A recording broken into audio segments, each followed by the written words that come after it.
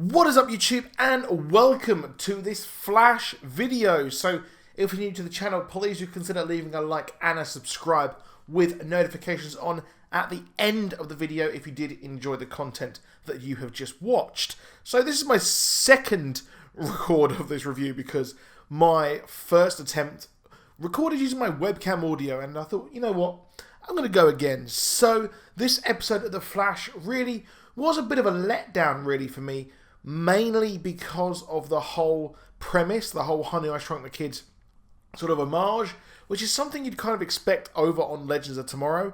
But here we had a Dwarf Star villain who was actually a villain of the Atom, but not Ray Palmer. This was a Ryan Choi Atom.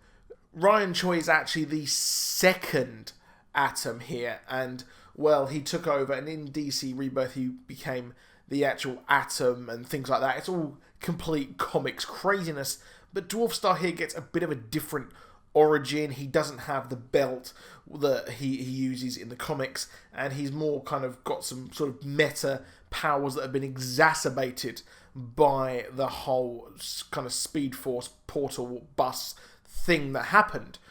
So he's probably going to be integral. He's probably got one of the most OP powers, maybe.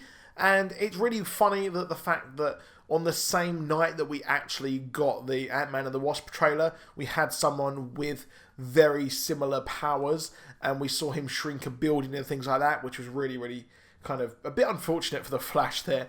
But the whole Dwarf Star thing was a bit disappointing because really we didn't get to see Dwarf Star that much. I'd have liked to have seen this character a bit more, and the fact that we only really got 2 shrunk people out of Team Flash, and they just spent the whole time over in the Lego set of Savitar, which was really funny. I liked the kind of summarization that we had of the last season by Iris, and well, we got to see that Lego set once more, which was really, really funny. But the big thing here was Cecile's pregnancy. So we do learn why Cecile is actually pregnant, and that is kind of why she's got powers. We know why she's pregnant. We know you, Joe. We get you. But we learn that she's got some dormant sort of energy, the dark matter inside her, and that has caused her to have these powers kind of emerge later. She's kind of been triggered by this pregnancy, and that's why she's got powers. So this is very much the show saying, remember this. Remember the fact that this pregnant lady's got powers, and she has powers, and they are triggered and brought on by well, being pregnant, and with that sort of genetics, you've got like the DNA of Joe and things like that. In these kids, maybe that's what's triggered this.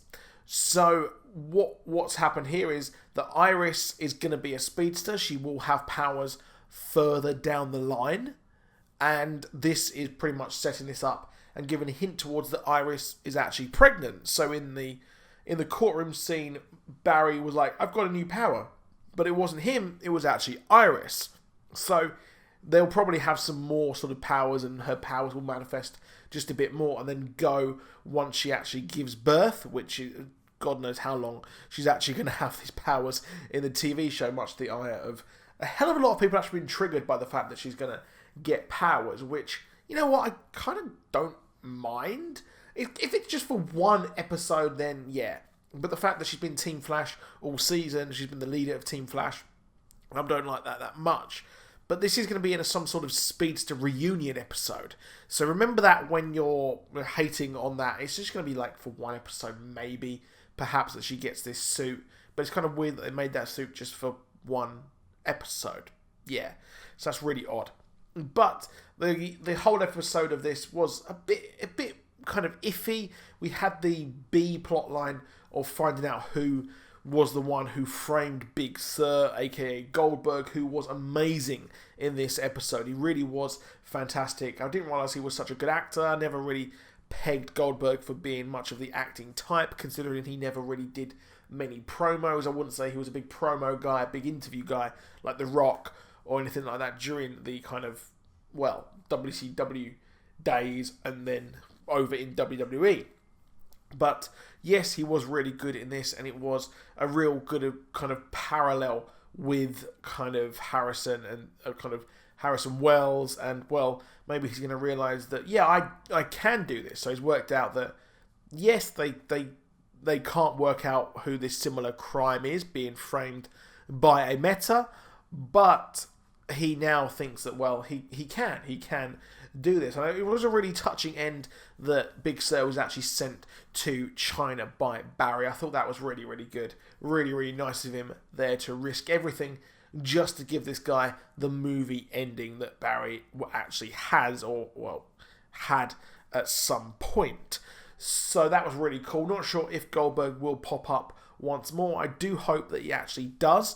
That would be really cool because I really did like the actor. So we've got Cord Industries once more having a reference on the Arrowverse, and they've set up a brand new lab here in Central City. And, well, the fact that they're meta-proof and things like that, yeah, that didn't work. And that little dig at Star City was pretty funny as well. So I really did like that. I like the fact that Cord Industries is here. It's very much hinting towards that we could possibly get Blue Beetle at some point. Again, Cord Industry keeps being mentioned. It was mentioned quite a lot last season. And again here it has been mentioned once more. And Mercury Labs also played a huge, huge role in this, which was one of the reasons why Dwarf Star actually has his powers. But he is a bus meta as well. So, yeah, big things here with Cord Industries. So hopefully it's not just a little Easter egg. And we will eventually see Blue Beetle. Possibly we'll see Ted Cord come out of use his technology to maybe stop metas from messing with his business. I don't know. That's a really real long shot there, to be honest. But the big thing in this episode was the fact that Barry's identity has been outed to Warden Wolf. Now, Warden Wolf is a bad guy. He is a horrible guy in the comics. In the Jeff Johns run, he used metas. He did experiments on them. He made Fallout power his whole prison. So, yeah, it's not good to be a meta within Warden Wolf's jail. And right now as well in Iron Heights, Barry is there and he's the on-scene crime scene detective. I didn't really get that, the fact that he is... Would a prison need that? It's just really weird. Wouldn't they just call the police? But enough on that kind of Flash comic. But he is a bad dude in there. So it's kind of all three parts of the Flash are coming together here with this Warden Wolf character who sells metas to Blacksmith. So this is probably why a lot of these metas actually get out of jail, and we see them more and more. So he's probably just selling them, and he probably has done in the past as well, been selling a lot of these metas to Blacksmith. So what does she actually want with the Flash? What would she buy the Flash or Barry? This identity thing really is a big thing here, so it's bigger than really anything. The fact that someone who is a villain of the Flash, so his identity is getting outed more and more. So it's not good whatsoever for Barry Allen. Really, really not good that his identity has been revealed.